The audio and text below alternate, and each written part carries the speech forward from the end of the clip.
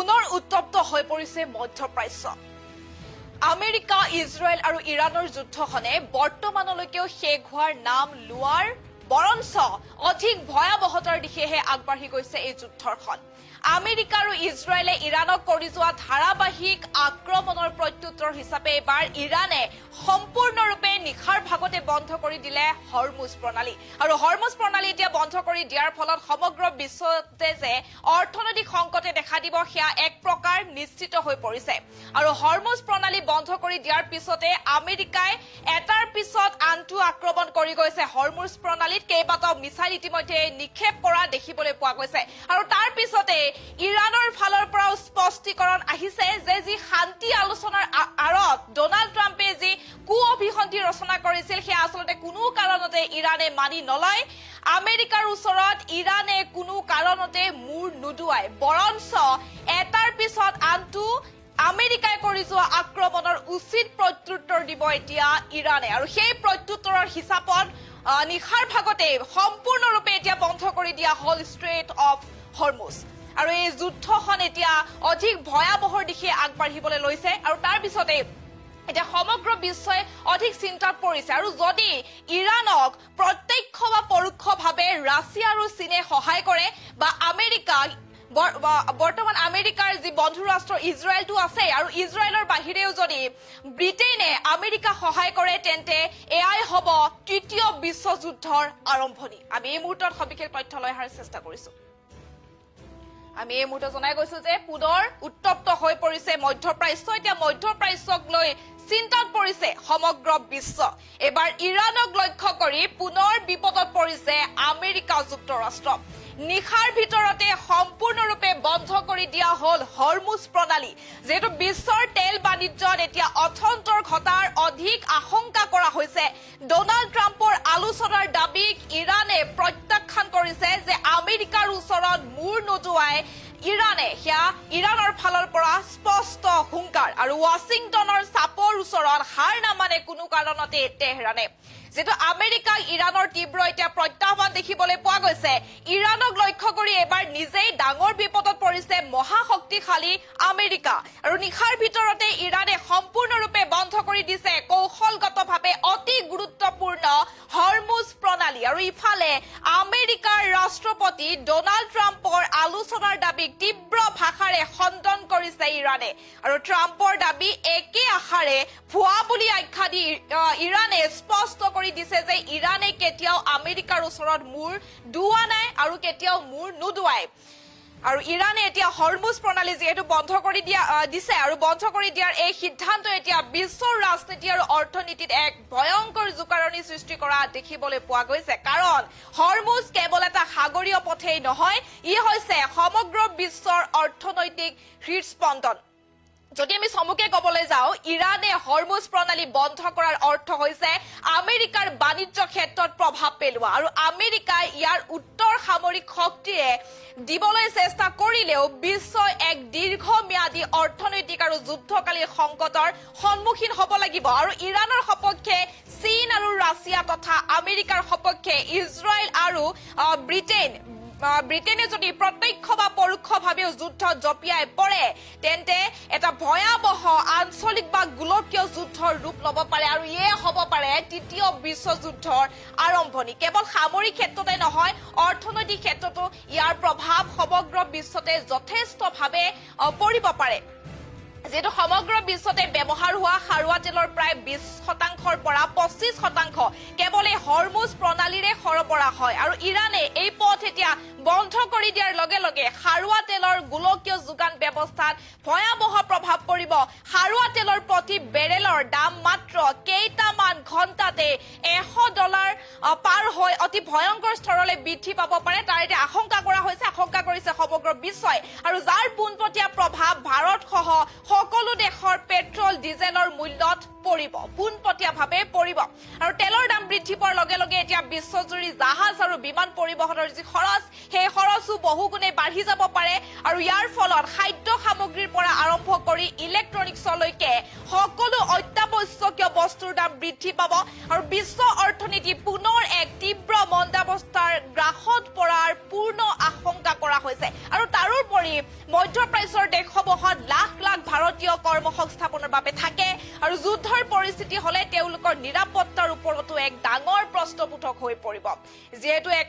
উত্তপ্ত পৰিস্থিতি বিৰাজ কৰিছে সমগ্ৰ মধ্যপ্ৰাচ্যত ইৰাণক লক্ষ্য কৰি পুনৰ বিপদত পৰিছে বা আমেৰিকা যুক্তৰাষ্ট্ৰ নিখাৰ ভিতৰতে ইৰাণে সম্পূৰ্ণৰূপে বন্ধ কৰি দিছে হৰমুজ প্ৰণালী তাৰ পিছতে এতিয়া বিশ্বৰ তেল বাণিজ্যত অথন্তৰ ঘটা আশংকা কৰা হৈছে আৰু ডোনাল্ড ট্ৰাম্পৰ আলোচনাৰ দাবীক এতিয়া ইৰাণে প্ৰত্যাখ্যান জনাইছে আৰু আমেৰিকাৰ ওচৰত যে মূৰ নুদুৱাই আৰু কোনো কাৰণতে কেতিয়াও মূৰ দুৱা নাই আৰু আগলৈও কোনো কাৰণতে মূৰ নুদুৱাই ইৰাণে সেই কথা এতিয়া স্পষ্ট কৰি দিছে স্পষ্টভাৱে হুংকাৰ প্ৰদান কৰিছে ইৰাণে আৰু ৱাশ্বিংটনৰ চাপৰ ওচৰত কোনো কাৰণতে হাৰ নামানে তেহৰানে